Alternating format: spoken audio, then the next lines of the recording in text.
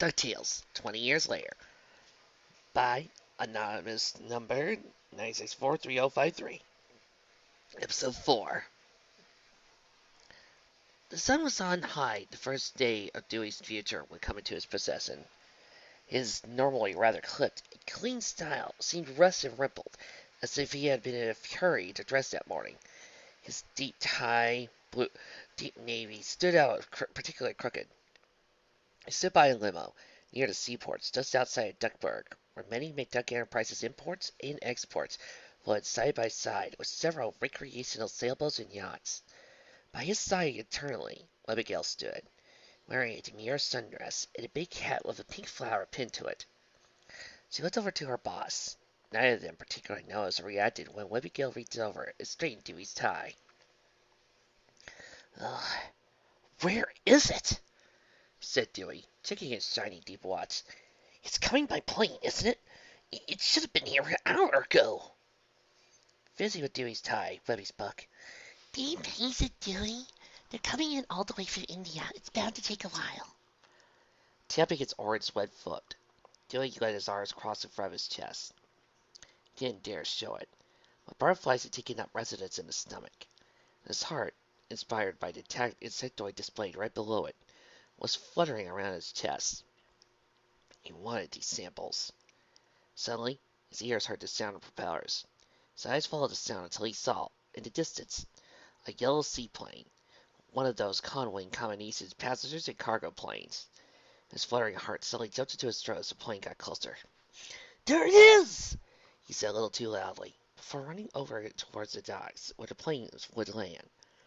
Bouncing on the rolling water, the Sea Duck's propeller started to slow, until the plane came to a full stop parallel to a long dock. Dewey ran up to the door's pilot and stood, waiting for the pilot to exit the plane. The pilot exited the plane, whistling. Slap! Do you have any idea how late you are? Yelled Dewey. An hour, 3 minutes, and 52 seconds. I could have had your job for this. Good to see you too again, Dewey. Here he said, rubbing his feathered cheek, where the red imprint of his brother's hand was slowly fading. Dewey was momentarily stunned. His eyes flickered over the body of his brother. Perfectly identical to him in nearly every manner, and yet in a few key ways. Since Dewey had last seen him, he had bulked up a bit. Did not share the slight cheek ruff Dewey was beginning to grow around his beak. Huey? That's me. And that was that. Dewey had taken over by his own emotions. Threw his arms around his brother, giving him a tight bear hug. The two brothers smiled ear to ear as they took each other in. Huey, what are you doing here? I thought the draft... Strictly business, boss. You just seen my boss blow a gasket. Mr. Kagan insisted I be the only one that came and give you this. Breaking from his brother, he climbed back into his plane. As he disappeared into the back, Abigail walked up. Hugh's head reappeared through the door, spying the girl Duck. Is that Webby? Hey, Huey. He sat down and gave her another big hug, lifting her up and spinning her. Her hands shot out to keep the sun hat on her head. Webby, I haven't seen you in ages. He put her down, and mutual smiles were passed around. I hope you've been taking care of this cheapskate in training. I tried. Dewey, happy to see his estranged brother, was equally anxious to get his brother's cargo. Huey, don't we have some business? Oh, yeah. Huey reached into the Sea Duck, producing a thick, metallic suitcase he had left in the pilot's seat. Not even waiting for his brother to give it over to him, Dewey snatched the case from his brother. He knelt down on the wooden dock, going at the combination lock like a kid, ripping out the biggest present on Christmas morning. Jeez, boss, what is it? All was answered when Dewey finally got the lock open. All three ducks shielded their eyes to the sudden glare of the sun bouncing off the brilliant stones inside. 5 nuggets of various sizes sat there in that case, glowing yellow in the bright blue day. Gold? My first gold mine. One I found using my own resources, paying my own workers. My own gold mine, found fair and square without having to share any brothers or uncles or anything. Dewey's beak was split in a delirious smile. I finally got my shot at making my own way. He laughed out. You still on that kick? No wonder you look so sick. He turned to Webbygale. Don't you feed him? I try. Sometimes he doesn't even take it. Dewey closed the case on a slam and stood. Dinner! Yes! Huey, I'll take you out to dinner. We'll celebrate! I don't know. I don't think I could stay in the States long. He thought for a moment. Come on! It's just a couple of hours, and then you'll be back on your way. Dewey then handed the keys over to Webbygale, pulling out a small memo out of his pocket. Mrs. Vanderquack, if you could take this for me? What? But what about dinner with Huey? She protested. Business first. You can join us later. First, I need you to follow these instructions to the letter. Take the limp. We can walk. Also, please give Mr. Kagan a message. I'll be unavailable for a few hours. Abigail looked from Dewey to the disappointed Huey, back to her boss, before nodding her head. Yes, sir. Dewey nodded and immediately turned back to his brother, as Abigail simply disappeared as when he had given the order. Huey gave an apologetic look as he turned to walk back to the limousine. Dewey, what was that? Not hearing the accusing tone of his brother's voice, Dewey simply took Huey's arm and began to walk on towards the restaurants on the Duckburg boardwalk. It was business, Huey. Simple, straightforward business. Just like Uncle Scrooge would have liked it. Let's see your mind's eye being taken over by pitch blackness. Off in the distance, cracks of light suggest the outline of a door, with shadows passing under as people walked past, going about their days. In the dark room there's a figure, too shrouded in black to make out, huddled in a corner with his knees held to his chest. The figure sat, day by day, counting his days by the disappearance of the crack of the light, indicating that he is alone in his room. In the building, a forgotten ghoul. Suddenly, he heard the lock turn over in the door. He flinched, wrapping the round rough blanket that he had been given himself tighter. As the shadow light from the hall grew across the room, the figure in the corner shrank away from it, even the glare from the ground causing pain in his eye, so unused to the light. Another figure, black-like and imposing, stood in the doorframe. I thought you might like to know. I just got word. It's happening today. The shrouded body did not move, even breathing too impeccably to see. In the darkness, eyes swiveled side to side, moving with racing thoughts of their owner. That is all. Good night. Then a man threw a small box on the floor, containing a heavy thin loaf of bread and a jug of water. The door then closed singly, just as the figure dove desperately into the light for the life-saving contents of the box. Mangoes or bananas are all well and good, began Huey, a billful of tender steak. I even enjoy a good pineapple now and then, but nothing beats a good rare steak. Dewey pushed back his words on his brother's terrible eating habits with a glass of water. The rest of famous residents of the city of Duckburg looked over the impolite Duck in the leather flight jacket, eating one of the richest ducks in the world with disdain. Dewey had to struggle to hide his face behind his napkins. Huey, he said, we're in the most expensive steakhouse in the city. At least try to act like you belong here. He laid his fork like an astonishing figure. Huey retorted, a few tugs of foes flying onto a white tablecloth. Oh no, if I learned one thing from Uncle Scrooge, it's that if you let yourself get chased by money, you don't deserve to be in the money in the first place. Dewey rolled his eyes. Fine. But there is such a thing as common courtesy. You changed. What? Huey swallowed his steak. You changed. You're different. I didn't want to say anything, but you look tired. You got bags under your eyes and you seem thin. Not to mention you were absolutely terrible to Webby.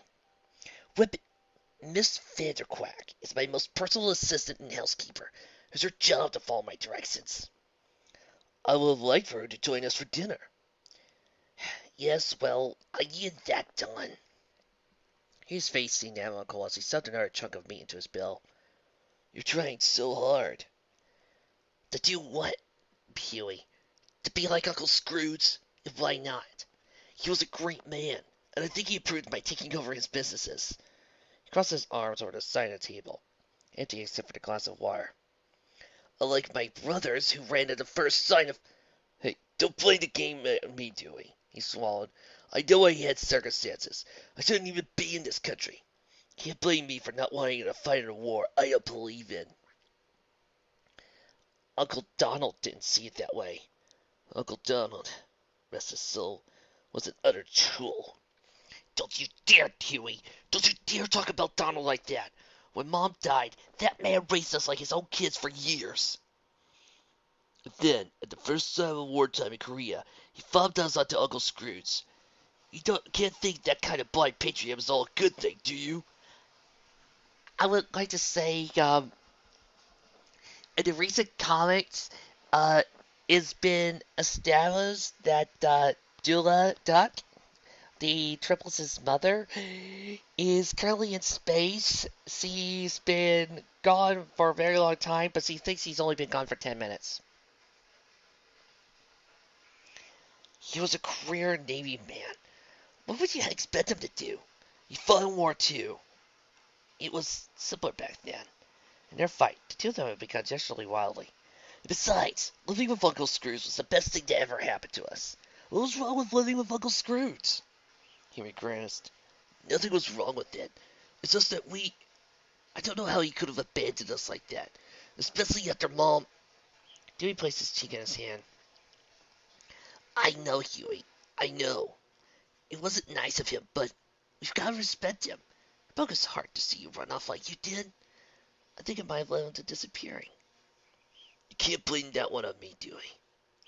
I wasn't... With eyebrows scratching together, Dewey gave a grunt. I can't eat anymore. You haven't ordered anything. I'm not hungry. You've got more money than God. It doesn't do for people with more money than God to starve. There was silence, punctuated only by the chewing noises of Huey's voracious appetite. While a quiet swallow and the clink of the knife cutting to the plate of the meat, another chunk of steak found its way into Huey's bill. Since he had long been cross, Huey changed the subject. So, how is Louis? Last I heard you, I was living in St. Canard. He's fine. A loud boom of a laugh answered Dewey's good answer. I'm fine, Dewey. I say I'm doing better than that. Buff Duck's head swiveled around to behold Louis, being shown by a waiter to a table near Huey and Dewey's. He was wearing a loud suit, a totally mod-plaid jacket in green, topped by a suede olive-colored fedora.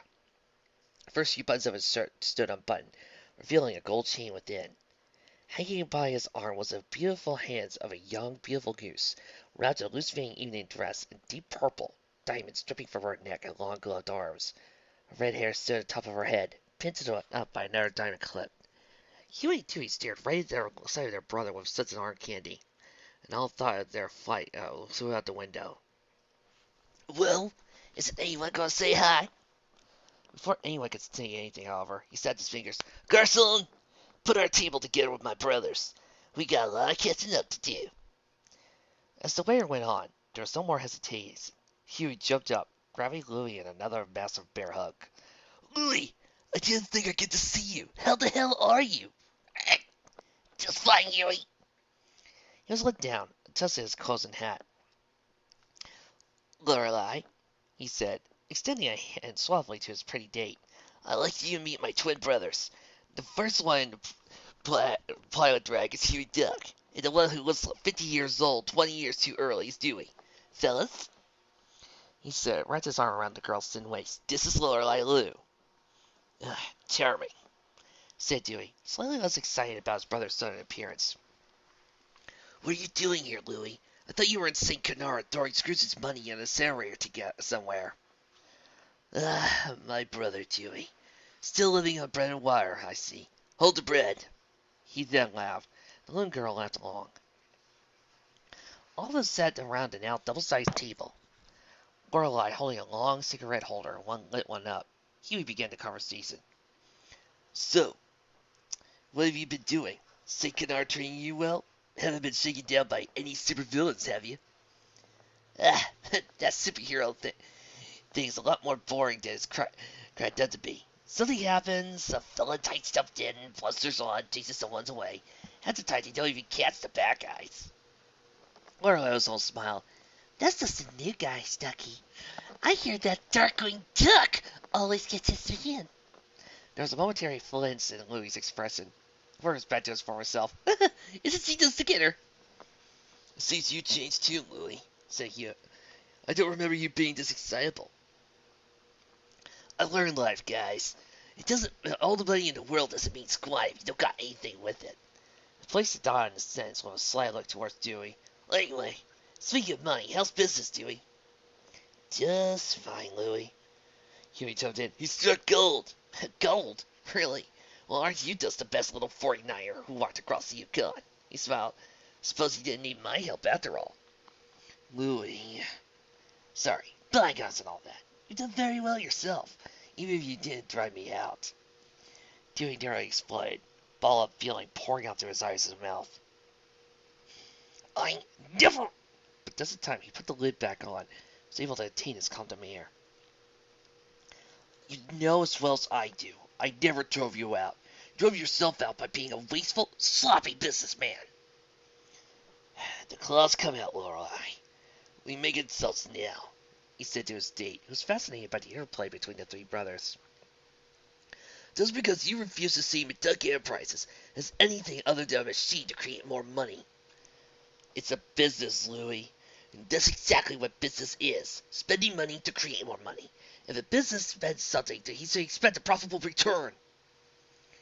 Just because Uncle Scrooge wasn't the biggest man for philanthropy doesn't mean you have to follow his example exactly. His eyes were deep-set, and I could see the serious expression behind the carefree facade. He's already provided more for us, keeping so much of his money just for ourselves as this utter greed. Huey cut in quickly. Dewey, Louie, stop both of you, set your traps right now. They did. Their opposing older brother had spoken. Quit it, you two. I only have a few hours before I need to get back home. I don't want you two ruining my... He then froze. His eyes headlight a second fear. But what? Said Louie, following his gaze. There are two goons standing in front of the restaurant, speaking with the maitre d'. Both were large men, round-nosed dogs, black suits and ties. While he spoke, the other scrounged the room, scrutable eyes encased in a pair of opaque sunglasses. That reminds me. I promised old man Cloud Kicker I'd be back at the Cape by tomorrow. I need to get along if I need to make it. But, do it, he said, not seeing the fear in his brother's eyes. But you just got here, sir. No, said Louie, smiling at his brother. You go on. Have a nice flight. Without another word, Huey began to bustle back towards the back of the room. The two men spotted him just as he exited. Stop! Before running through the door, dodging tables and chairs. But, said Dewey, watching the G-man run before cut to the pace. He's in trouble, isn't he? Yep. Should we help him? I think so. Good. The three diners rose up out of their seats. Take along, Lorelei?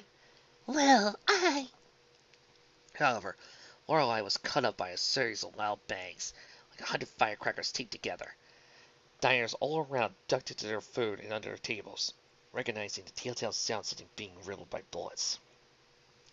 Lorelei's head snapped towards the front, where the maitre d' was still somehow standing. His formerly raised back now riddled with uneven holes, dripping in blood. He collapsed to the floor, revealing the room at large. Three men, beagles, dressed in orange sweaters with number plaques attached to their stunts. This is a stick-up, said the smallest of the three. We all want your glory and money and a nice little floor, and no funny business. He then waved a hand towards his two companions. These are my brothers. First, a tall guy with greasy hair and even greasier appearance, ogling all dressed lace. Boner Beagle. Then a large, insipid fat man, nonetheless strong enough to carry a large chain gun one-handed. Ballast Beagle. And finally, pointing to himself, the shortest and scrawniest of the three. And I'm Braincase. We're the Beagle Boys, and this is our town now.